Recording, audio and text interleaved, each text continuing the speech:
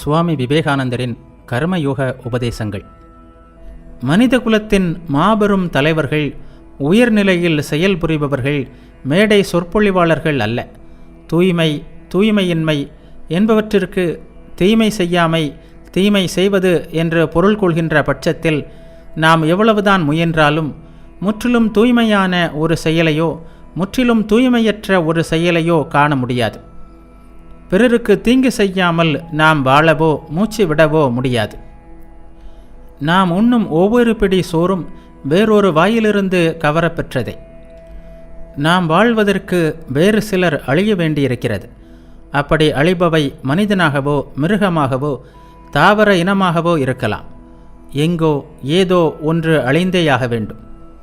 எனவே செயலின் மூலம் நிறைநிலை அடைவது என்பது ஒரு நாளும் இயலாத ஒன்று என்பதை இதிலிருந்து தெரிந்து கொள்ளலாம். காலத்தின் முடிவு வரையில் நாம் உழைக்கலாம். ஆனால் சிக்கலான இந்த பொறியிலிருந்து வெளியே வர முடியாது. நாம் வேலை செய்து கொண்டே இருக்கலாம். ஆனால் அதற்கு முடிவு மட்டும் காண இயலாது. சுதந்திர உணர்வுடனும் அன்புடனும் உழைக்கின்ற ஒருவன் பலனை பற்றி கவலைப்படவே மாட்டான். அடிமையோ சவுக்கடி வேண்டுகிறான். சேவகன் கூலி கேட்கிறான். வாழ்க்கை முழுவதிலும் இப்படித்தான் நிகழ்கிறது. பொது வாழ்வை எடுத்துக்கொள்ளுங்கள். சொற்பொழிவாற்றும் ஒருவன் கைத்தட்டலை வேண்டுகிறான். சிறிது கூச்சலையும் குழப்பத்தையும் விரும்புகிறான்.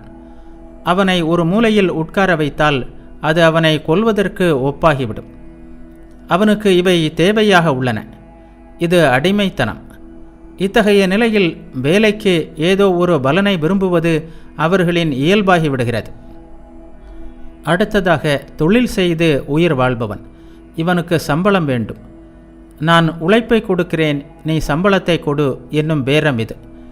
வேலைக்காகவே நான் வேலை செய்கிறேன் என்று சொல்வது சுலபம். செயல்முறையில் இதைப்போல கடினமானது வேறொன்றும் இல்லை. வேலைக்காகவே வேலை செய்யும் ஒருவன் இருப்பானானால் அவனது முகத்தை காண 20 மைல் தூரம் முழங்காலில் ஊர்ந்து செல்லவும் நான் தயாராக இருக்கிறேன். அப்படி சொல்பவனிடமும் ஏதோ ஒரு நோக்கம் ஒளிந்திருக்கவே செய்யும். அது பண ஆசையாக இருக்கலாம், பதவி ஆசையாக இருக்கலாம், அல்லது வேறு லாபமாக இருக்கலாம். ஆனால் எங்கோ எப்படியோ இந்த செயலுக்கு தூண்டு சக்தி ஒன்று இருந்தே தீரும். நீ எனக்கு நண்பன், நான் உனக்காக உன்னுடன் உழைக்க விரும்புகிறேன். இதுவரை சரிதான். ஒவ்வொரு நொடியும் எனது நேர்மையை வற்புறுத்தலாம். ஆனால் ஒன்று, நீ எல்லா அம்சங்களிலும் என்னுடன் ஒத்துப்போக வேண்டும். இல்லையேல் நான் உன் நலத்தில் அக்கறை கொள்ள மாட்டேன், உனக்காக உழைக்கவும் மாட்டேன். இப்படி பலனுக்காக செய்யும் வேலை துன்பத்தை தான் கொண்டு வரும்.